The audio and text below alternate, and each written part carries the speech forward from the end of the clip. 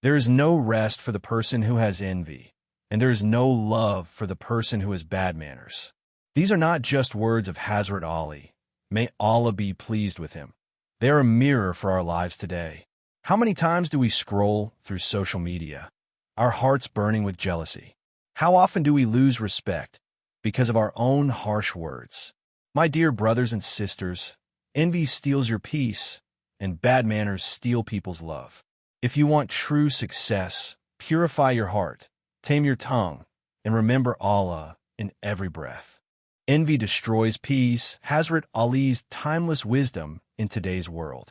They say envy eats away the heart like fire eats away wood, and arrogance burns bridges even before they're built. But people rarely believe this until life itself forces them to face the truth. This is the story of two young men, Omar and Hamza. Both were childhood friends, born in the same neighborhood, attended the same school, and even went to the same university. They sat together in class, shared lunch boxes, laughed at silly jokes, and even dreamed of building a successful business together. But as the years passed, one thing began to grow silently between them: envy. Omar was bright, hardworking, and humble. He never chased after fame or recognition.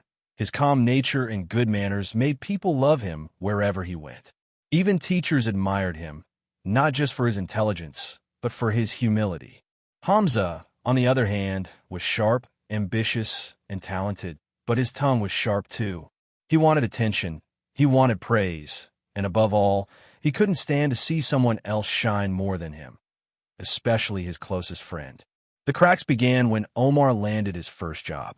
It wasn't a huge salary, but the respect he earned was priceless. His boss once said in front of everyone, "Omar is the kind of person you can trust blindly. His honesty and manners make him an asset." Those words, though meant to inspire, pierced Hamza's heart like a thorn. That night, Hamza lay awake in bed, scrolling through his phone, staring at Omar's new office picture posted online. Comments flooded beneath it. "So proud of you. May Allah bless you with more success. You deserve it, brother." Each compliment felt like poison dripping into Hamza's veins. Instead of saying Alhamdulillah for his friend's success, his heart whispered, "Why not me? Why always him?"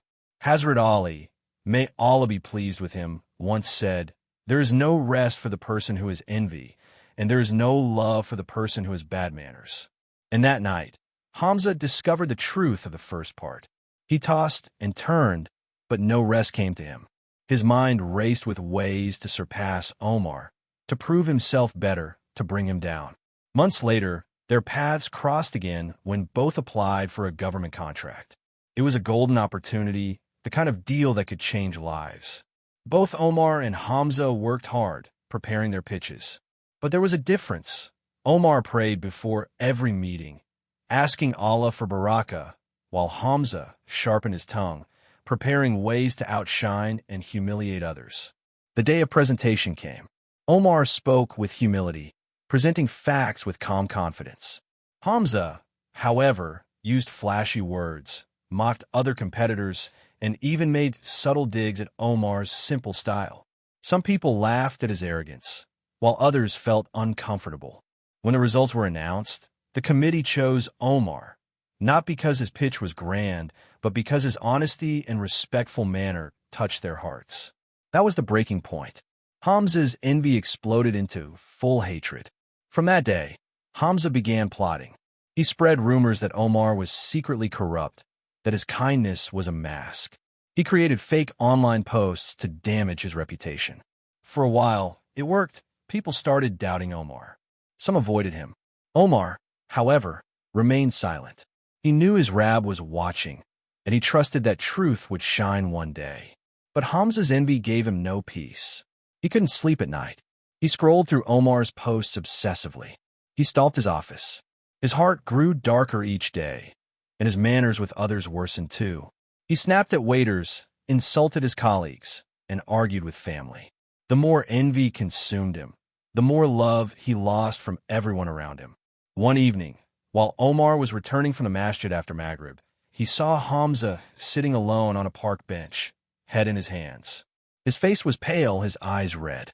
For a moment, Omar hesitated, remembering all the pain Hamza had caused. But his heart softened. He walked over, placed a hand on Hamza's shoulder, and said gently, "Assalamu alaikum, my brother. Are you okay?" Hamza looked up, shocked. Why would you ask that? After everything I did to you?" Omar smiled softly. "Because your soul looks heavier than mine. Envy is crushing you. Hamza, you think you're hurting me, but you're only burning yourself." Hamza's eyes welled with tears. He whispered, "I can't sleep, Omar. Every time I see your face, your success, I feel like my chest is on fire. I've lost friends, respect, even my family avoids me now. I hate myself, but I don't know how to stop." Omar sat beside him. Hazrat Ali, may Allah be pleased with him, said, "There is no rest for the person who has envy, and there is no love for the person who has bad manners." You're living those words right now. But Hamza, envy is a disease of the heart, and like every disease, it can be cured with dhikr, dua, and humility. Stop looking at what others have.